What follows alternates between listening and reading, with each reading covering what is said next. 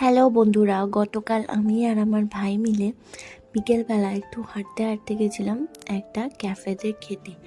তো ক্যাফেটা আমাদের ঘরের খুব কাছাকাছি ছিল, বেশি দূরে ছিল না।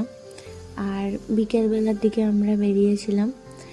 তো ক্যাফেতে আমরা যাচ্ছিলাম, বেশ ক্রাউড ছিল রাস্তায়। আর আমরা একটু তাড়াতাড়ি বেরিয়েছিলাম। যাওয়ার পথে এই বেলুনের দোকানটা পড়লো চোখের সামনে, খুব সুন্দর লাগছিল। এত বেলুনস, বাচ্চারা এগুলো দেখে কিন্তু ভীষণই অ্যাট্রাক্টিভ। এরপরে কিছুটা হাঁটতে হাঁটতে আমরা ক্যাফের দিকেই এগোচ্ছিলাম। আর যেতে যেতে দেখলাম এই বিয়েবাড়িগুলো, বিয়েবাড়ি গেটটা কিন্তু খুব সুন্দর সাজিয়েছে এইখানে একটা। আর আরেকটু আগিয়ে গেলে এই দিকে আর একটা বিয়েবাড়ি দেখলাম। বিয়েবাড়ির গেটের থিম দেখো, টোপর দিয়ে বানিয়েছে, বেশ ইউনিক লাগলো।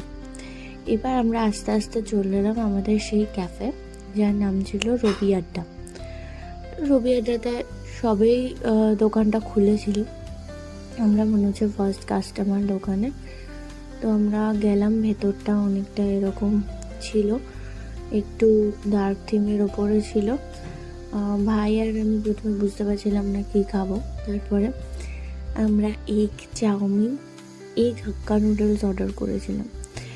আর টেবিলে একটা লাইট ছিল, লাইটটা বেশ সুন্দর লাগলো, তাই জন্য লাইটটা জ্বালিয়ে একটু ভিডিও করে নিলাম।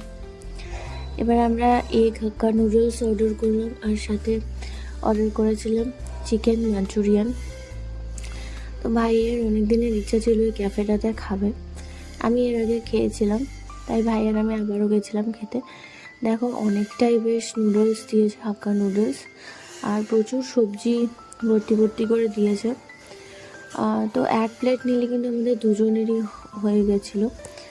এবারে আমরা খেয়ে আমাদের ফিরতে ফিরতে সন্ধ্যে হয়ে গেল। সন্ধ্যাবেলায় কিন্তু আরও সুন্দর লাগছিলো রুপিয়াটাকে।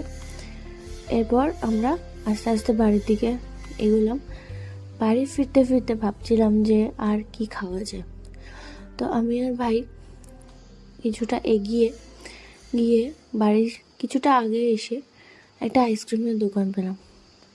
আইসক্রিমের দোকান দেখে আইসক্রিম কিনে আমি আর ভাই খেতে খেতে বাড়ির দিকে এগোলাম। তো আজকের দিনটা আমাদের কিন্তু খুব ভালো কাটলো।